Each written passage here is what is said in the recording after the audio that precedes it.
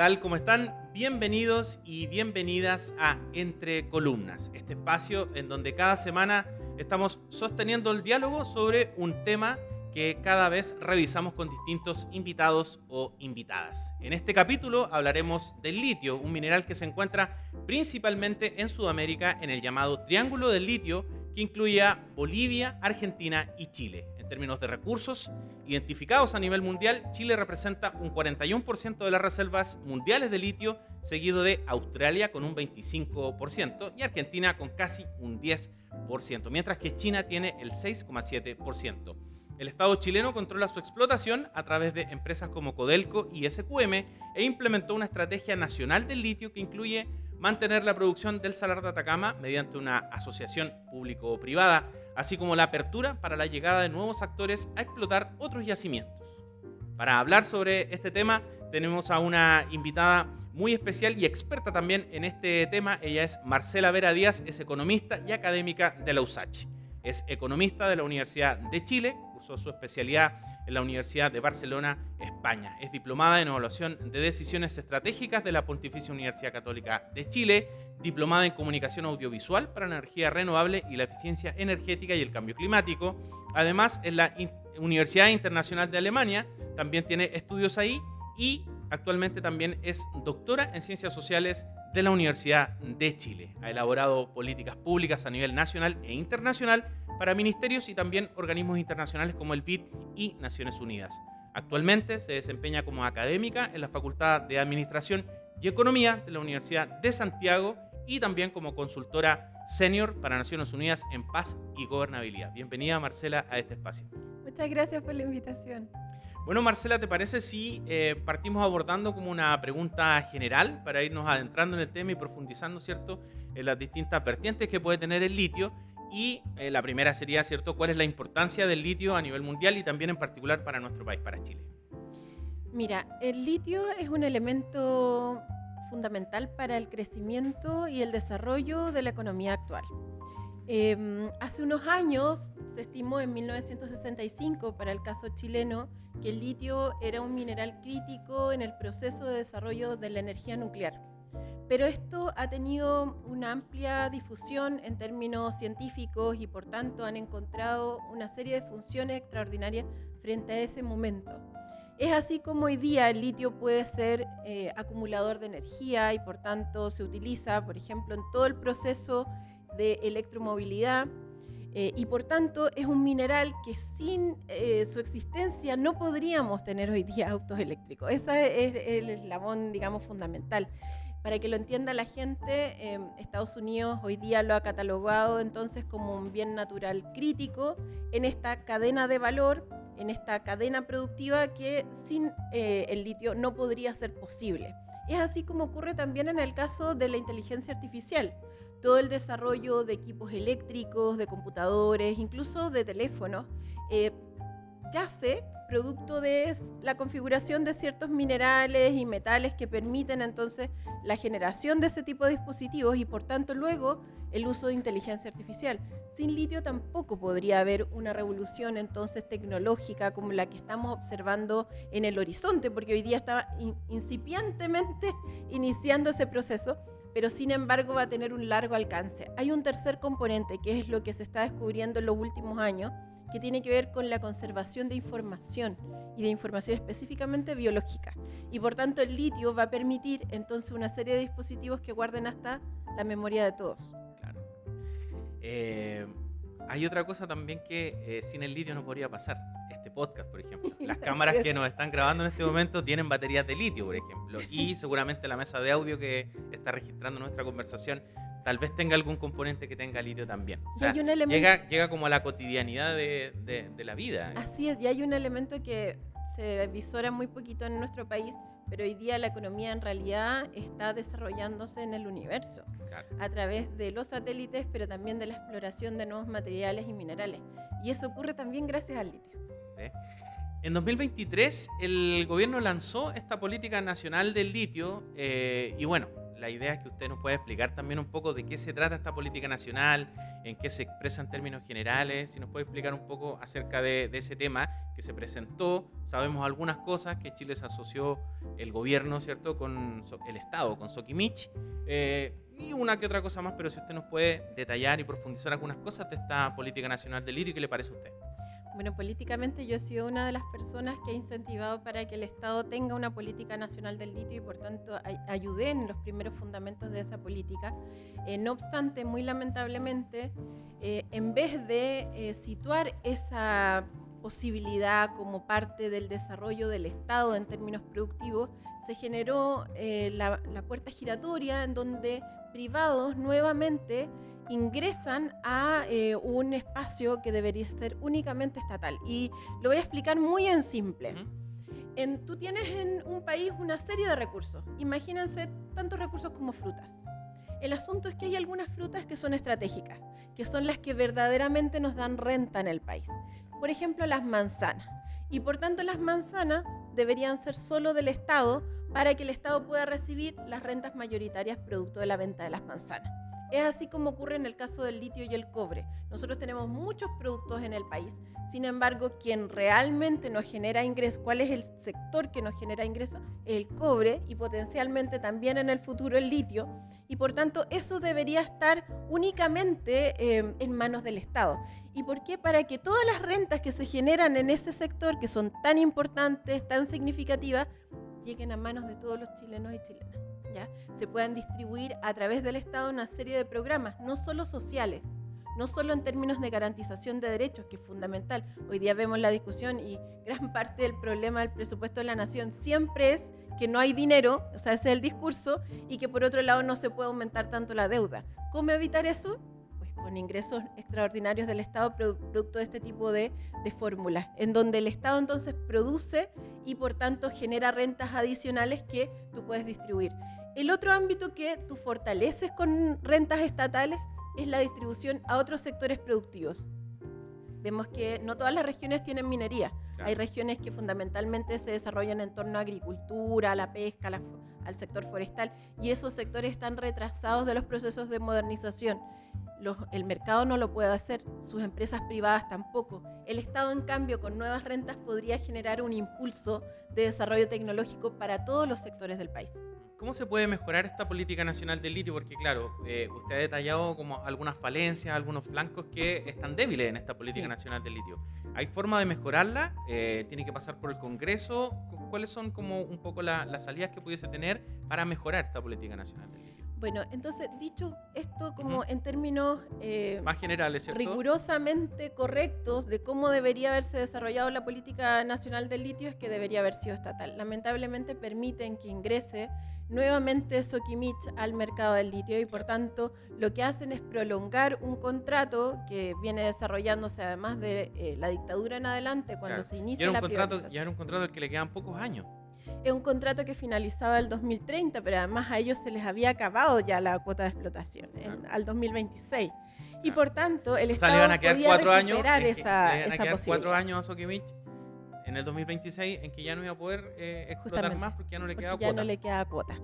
Y eso daba la posibilidad de que, dado que ya el contrato iba a caducar, no tenía cuota de producción y el Estado es el propietario legalmente de esa riqueza del salar de Atacama, entonces estaba la posibilidad de que el Estado fuera quien explotara el 100% del salar de Atacama. Y en este caso, como eso no pasó, lo que se permitió es que Sokimich se quedara con el 49,9% de la posibilidad, o sea, casi la mitad de la riqueza del salar de Atacama, pero exclusivamente para una única familia, que es la familia Pinochet. Pero entendiendo, Marcela, que esta política se instaló, ¿tú pudieses entender de alguna forma cuál es la lógica detrás de eso? ¿Es tomar el know-how de Sokimich o eso da lo mismo? O sea, ¿cuál un poco es como para entender por qué se tomó esa decisión? Sí, bueno, es bien importante contrastar esto con los antecedentes históricos que tenemos. Ya hay 2 comisiones investigadoras en el Congreso de la República que contaron cómo no solo se privatiza esta empresa con fondos públicos, o sea, compraron la empresa estatal con fondos públicos, para entonces cambiar de propiedad pública a la propiedad de la familia de Ponce, Lerú y Pinochet, la empresa de Soquimich. Esa es la primera situación. La segunda es el financiamiento ilegal de la política. Es decir, para poder mantener esa empresa en manos de esta familia, financiaron todo el arco de la política en nuestro país.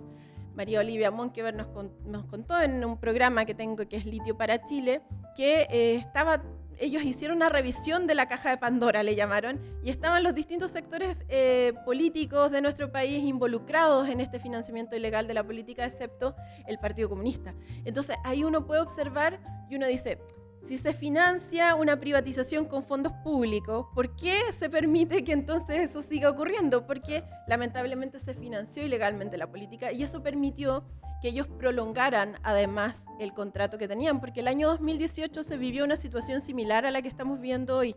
Se finalizaba el contrato. Sin embargo, Vitrán genera una negociación para Vitrán, prolongar. en ese caso, era ministro de... Era el vicepresidente de la Corfo en ese minuto. Ah, perfecto, Sí. ya. Porque también fue ministro en algún momento en los gobiernos de la Concertación. Sí, Pero así es. en su rol desde sí, Corfo, sí.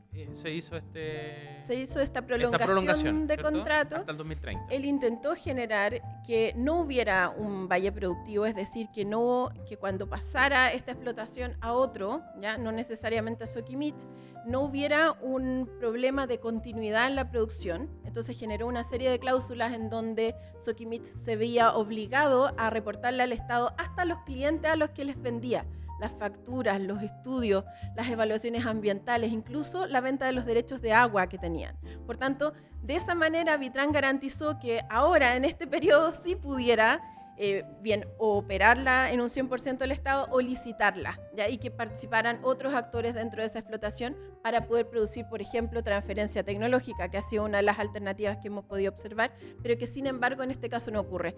El know-how entonces de Soquimich quedó resuelto con el contrato anterior de Vitrán, porque dado que... O sea, Vitrán ya se quedó al extender esta concesión, Vitrán se aseguró que el know-how se traspasara al Estado durante ese tiempo. Totalmente. Entonces eso ya estaba resuelto. Sí. Entonces el know-how no es una razón. No. ¿Qué razón hay entonces? Yo diría que hace parte, digamos, de la estructura de corrupción que podemos observar históricamente, además en este caso. ¿Cómo es posible que se privatice con fondos de público? O sea, eso es, incluso yo creo que a la gente le cuesta pensarlo, porque ¿cómo tú vas a comprar una casa con la plata del Estado? O sea, es obvio que eso hace parte o bien de un subsidio en este o hace caso, parte de, obviamente, una estructura de corrupción. En este Este caso, es el segundo para caso. seguir la metáfora inmobiliaria, en este caso, la casa era del Estado. Sí. Se privatizó y después el Estado la tiene que volver a comprar. Sí, es un poco así eso. es, Más tal que cual. te la devuelvan. Sí. Porque en la metáfora deberían devolverte la casa. Sí. Y no es así. No es así. Qué complejo. Entonces, si esto ocurrió de esta manera, uno podría observar que hubieron 2 comisiones investigadoras que fallaron, que además que se tenía que revertir esta situación y que había que generar sanciones judiciales frente a este caso. Y no pasó. ¿Por qué no pasó? Por la estructura de financiamiento ilegal de la política. O sea, eso también es de hecho público. Hay casos, digamos, que ya están completamente corroborados en relación a esto. Y por tanto, lo que uno puede observar que en este siguiente periodo, para poder prolongar el contrato, lo que se hace además es una serie de cuestiones muy oscuras en el contrato que se está negociando entre Codelco y Soquimich. Por ejemplo, si uno analiza cómo fue privatizando los distintos sectores, además Julio Ponce Lerú, porque no ocurrió solo en el caso del litio, él usa un mecanismo en donde se va privatizando de a poco. Entonces, en este caso sería el 49,9%, pero después avanza un 20%, después al otro 20%, hasta que se queda con todo. Así ocurrió inicialmente con Soquimich. Y por tanto el contrato permite que se venda a la otra parte que tiene en su propiedad. Eso lo permite el contrato que están negociando ahora. Entonces, por ejemplo, la acción que marcaría la diferencia respecto del control mayoritario se le podría vender a Soquimich. O sea, el Estado podría dejar de tener el control. O sea, se le puede vender a Bien, Soquimich al 2034, o sea, en un tiempo luego. muy cercano. Y Y por tanto, ellos podrían después tomar la decisión que se termine de vender todo al sector privado, tomando ya no el 49% o el 50%, sino que el 100%. Ese es un mecanismo que ha utilizado Julio Ponce Lerú La fragilidad de históricamente. este contrato, además, es que puede haber un gobierno que sea más proclive a la privatización y en ese momento se haga esta venta, ¿no? Por ejemplo, es como si tú planificaras un proceso de privatización completa. Qué complejo. El 2060 se supone que Codelco tomaría control de la minería del litio, ¿no? ¿Es un poco así? Mira, el año 2060 lo que ocurre es que finaliza entonces este contrato en donde el Estado tiene el 50+1 y Sokimich tendría el 49,9. Finaliza este contrato. Sin embargo, si uno analiza la cuota de explotación, que son 300.000 toneladas, y analiza el volumen total de reservas que tiene el Estado, que son más de 9 millones de toneladas, entonces simplemente el Estado ya no tendría nada que explotar porque las reservas ya se habrían agotado. Claro que sí. Usted en una de las columnas que publicó en algunos medios comentaba que este acuerdo era un mal negocio para Chile. Hemos explicado algunas de las razones de que es un mal negocio. ¿Qué otras razones pudiesen haber detrás del mal negocio? Porque también entendemos que el litio pudiese en algún momento ser reemplazado también por otro mineral artificial o por otro componente que lo saque del mercado de alguna forma, ¿no? Sí, bueno, ahí hay dos como mitos. El primero es como que el litio es reemplazable. Ajá. Yo me dedico a explorar tecnología empresarial, ¿ya? Entonces, porque mi intención es que Chile sea un país moderno, lleno de industrias, Claro. además muy emergentes, y que permita entonces eso mejorar la calidad de vida de la población. Entonces me he dedicado a hacer análisis un poco más complejos de tecnología, y uno puede observar que en distintas provincias de Asia ya están enfocadas en el desarrollo de productos que tienen que ver con el litio y que tú no puedes simplemente sustituir como cambias de marca de zapatos, Claro. porque hace parte del eslabón completo de la cadena y por tanto tendrías que reformular la industria entera. Entonces, obviamente lo que vamos a tener ahí es un desarrollo que va a durar unos 30 años, que es el tiempo que además nos quedan reservas estratégicas, y por tanto no tendríamos el problema de sustitución, o sea que nos ocurra lo mismo que ocurrió por ejemplo con el caso del salitre. Claro. Hay un tiempo de desarrollo de la producción industrial y al mismo tiempo está la generación de nuevos productos, por ejemplo los drones. Veíamos la noticia la semana pasada que vamos a tener taxis drones y que están solicitando la patente acá en Chile y por tanto ese tipo de productos van a ser tan novedosos que tampoco los vas a poder simplemente reemplazar. Más bien el auto tradicional va a ser reemplazado por el eléctrico y después el dron, pero en esos otros dos reemplazos está el litio de por medio. Ya, Entonces perfecto. no está ese problema. Es un mal negocio para Chile, básicamente por lo siguiente. Porque si uno analiza el caso comparado con, por ejemplo, Argentina, ya Río Tinto, que es una de las grandes compañías del mundo en minería, compró Arcadium Lithium en Argentina. Ya. Y la compró a $6.700 millones. O sea, para poder explotar, el Salar argentino pagó inicialmente ese monto. ¿Cuánto pagó Sokimich? No lo sé. ¿Cuánto pagó Sokimich? Nada. Pero además, en el caso de Arcadium Lithium, ellos solo tenían acceso inicial a 50.000 toneladas, llegando en el futuro muy lejano a 150.000. ¿Cuánto tiene el Salar de Atacama? 300.000. Por nada. Por nada. Wow. O sea, estamos hablando de que uno podría perfectamente tomar esos 6.700 y multiplicarlo a lo menos por 3. A lo menos Claro. por 3. Tenemos 18.000, Casi 20.000 casi 20.000. millones de dólares que el Estado perdió. ¿Y de cuánto hablamos cuando hablan de la reforma tributaria o del royalty? De volúmenes mucho más pequeños. Mucho más bajo que eso. ¿De cuánto se está hablando, por ejemplo, el aumento en el presupuesto de la nación? Volúmenes mucho más pequeños. O sea, nosotros podríamos garantizar una industrialización completa en el país con 20.000 millones de dólares. Completa. Con refinerías, con fundiciones, con tecnología en la agricultura, en la pesca, con posibilidades de mejorar la infraestructura en los hospitales, en los colegios. ¿Por qué no se hace? Porque lamentablemente Sokimich pagó 0 por este contrato. Eso ya no se puede revertir. Eso ya es parte de la negociación. Ya, o sea, la Porque- forma de revertir esto es anular el acuerdo. Claro. Pero si en el algún acuerdo momento- permanece, eso... Claro, en algún ese momento uno de los accionistas que está dentro de Sokimich, que es Tianqi, ¿cierto? Sí. Que tiene algunas acciones, no sé cuántas todavía, no lo recuerdo. Pero Un tiene poquito una, más del 20%. ¿cierto? Más o menos Tianqi, el 20%. ellos se manifestaron en contra o manifestaron al menos reparos sobre este acuerdo. ¿Por qué crees tú que ellos también generaron un poco de ruido? ¿No les pareció algo tan favorable, siendo que incluso están dentro de Sokimich? Bueno, analizando los comunicados y las distintas acciones judiciales que ha desarrollado Tianqi en el proceso, uno puede observar perfectamente que lo que ocurrió es que ellos confiaron en la familia de Julio Ponce Lerú, Ok. compraron una parte de la empresa de Sokimich y lamentablemente Sokimich los bloqueó.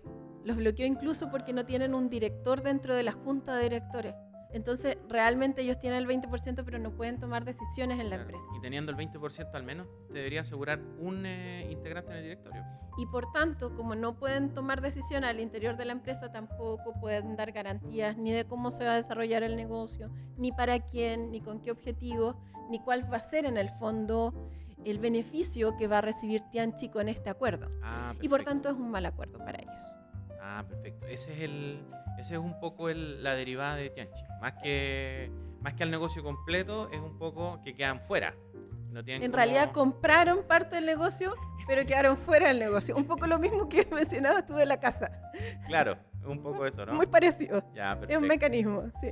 ¿Qué te parece las declaraciones que hacen, por ejemplo, Máximo Pacheco, que es presidente del directorio de Codelco, que él dice que hacer este tipo de acuerdo es muy positivo para Chile porque llegan capitales extranjeros, porque eso va a potenciar la industria minera del litio, etcétera, que es un poco la posición que tiene él, o la que ha planteado al menos en medios de comunicación? Claro, o sea, tú puedes requerir capital extranjero cuando no tienes fondos para poder desarrollar algún tipo de industrialización, pero lo que estamos hablando aquí es que el monto es muy bajo. Es muy bajo el monto de lo que tú requieres para poder industrializar. Por ejemplo, en los últimos 10 años, Sokimich ha declarado utilidades, porque todos sabemos que hay muchas maneras, digamos, de reducir las bajarla, utilidades, claro, en particular de en el bajarla. sector minero eso Claro. ocurre así, ¿ya? Pero ha tenido alrededor de más de 8.500 millones de dólares en utilidades solo en los últimos 10 años, declaradas.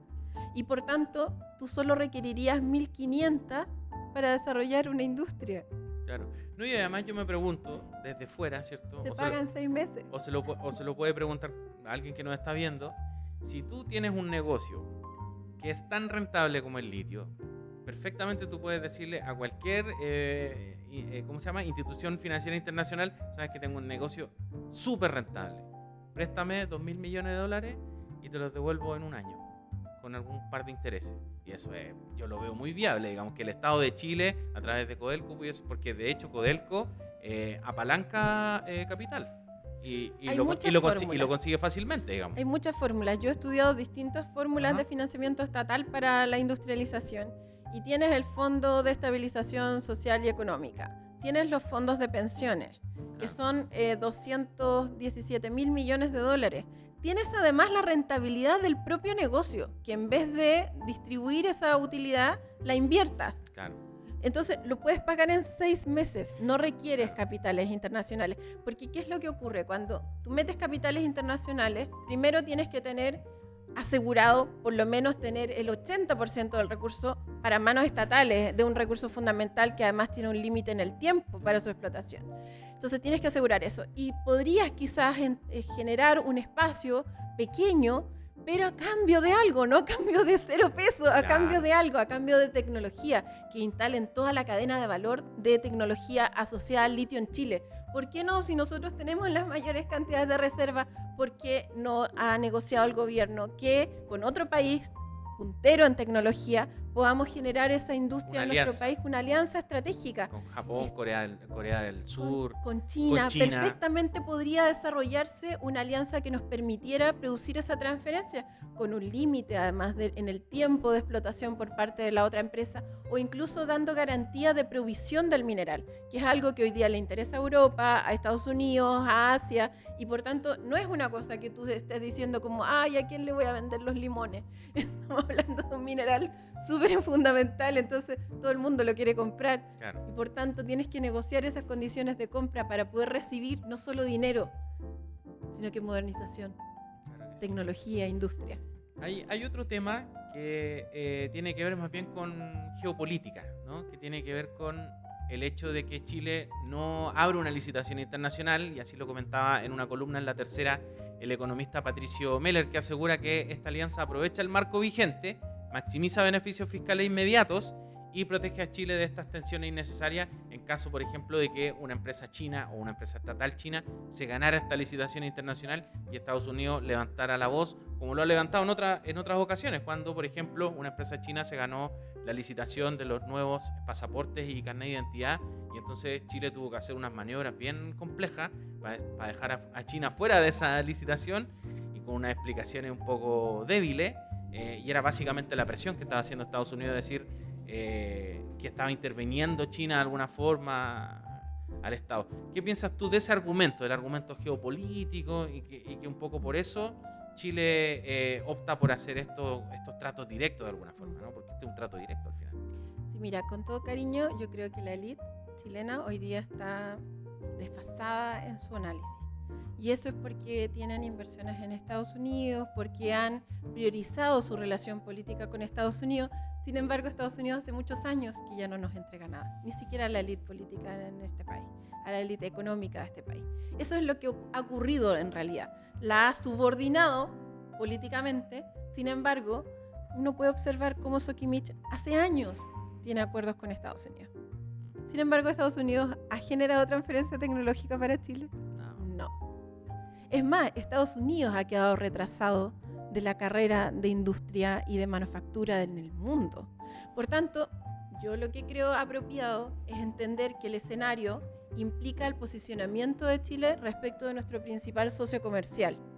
Es como si tú tuvieras un socio estratégico y en realidad no desarrollaras esa relación para poder recibir además beneficios con el comercio internacional, porque no se trata solo de vender materias primas. Claro, se trata de poder recibir, claro, de procesos, empezar a meterse en la cadena de producción y eso no tiene precio, y eso claro. no tiene precio, porque finalmente, por ejemplo, con tecnología de extracción directa en el Salar de Atacama, no generas problemas con el agua, no generas problemas con los ecosistemas y tampoco generas daño en las comunidades. Una cuestión que es fundamental para la sostenibilidad del entorno, pero también tienes que pensarlo en términos de, bueno, ¿y si Chile queda sin reservas?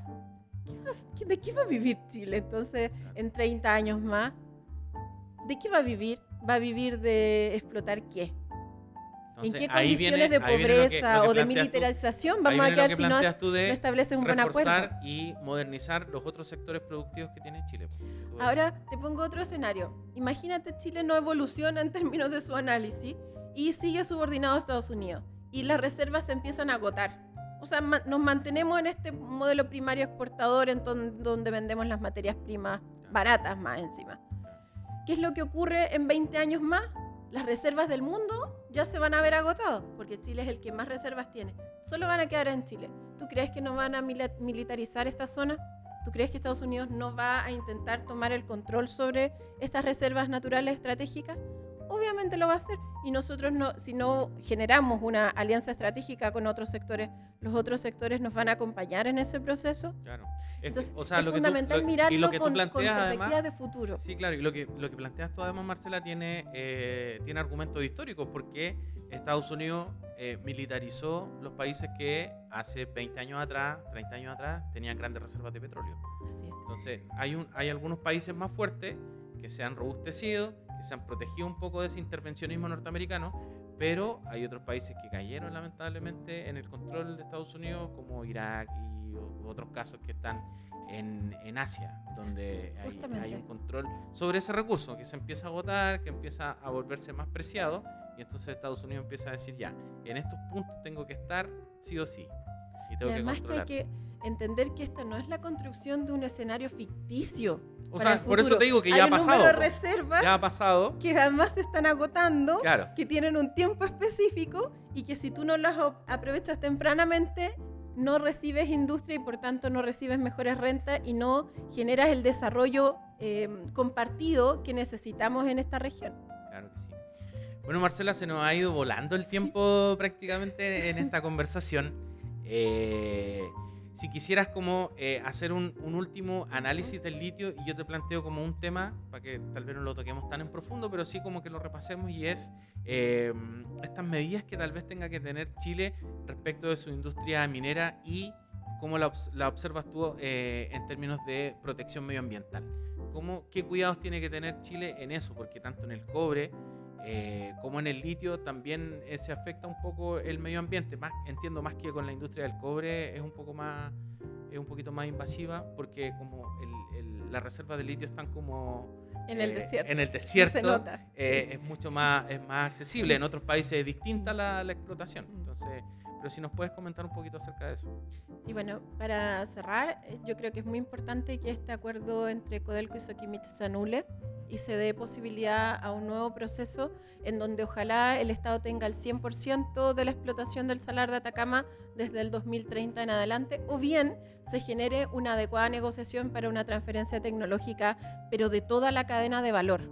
O sea, porque si no vamos a seguir entregando nuestros recursos a no solo un bajo precio, sino que a un costo cero, y eso no tiene sentido en términos de las necesidades que hoy día tiene nuestro país y la gente.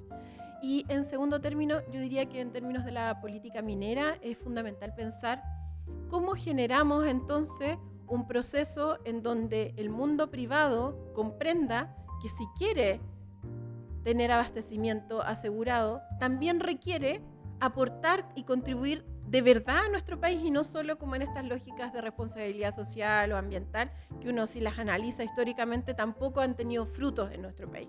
Lo que nosotros hoy día necesitamos es industrialización.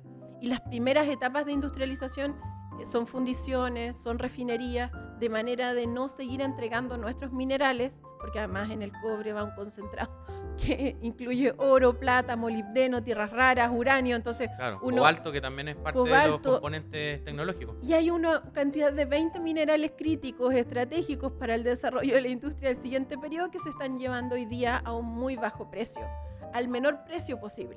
Entonces es muy importante ir produciendo esos procesos de estas primeras etapas de industrialización para luego poder ir avanzando en la cadena, y eso ayuda a generar una menor contaminación también en el entorno. Hay refinerías, fundiciones con cero emisión, y por tanto tú puedes producir entonces una minería que te permita incluso financiar la regeneración de los ecosistemas que se han destruido, porque hoy día lo que se ha destruido por la minería son las fuentes hídricas, son el origen de las fuentes hídricas, y eso hoy día todavía se puede reparar según los biólogos. Sin embargo, requiere un recurso muy importante para poder hacer eso, y por tanto está interrelacionado el desarrollo económico que tengamos estatal y por otro lado el cuidado del medio ambiente. Perfecto. Bueno, Marcela, queremos agradecerte que hayas estado con nosotros y comentado y profundizado acerca del litio, la minería y también otros temas que tocan lo político y tocan, ¿cierto?, la contingencia de nuestro país. Así que muchísimas gracias por haber estado acá entre columnas.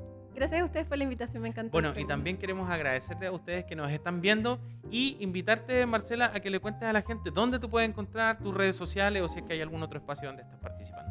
Sí, siempre en las redes sociales me pueden encontrar en Marcela Vera D, por días, Marcela Vera D, y también en Litio para Chile en Canal Ciudadano. Perfecto, muchísimas gracias, Marcela. Gracias a ustedes por habernos acompañado en Entre Columnas, esta conversación donde logramos sostener un diálogo, esta vez sobre el litio. Nos reencontramos en una próxima oportunidad. Nos vemos.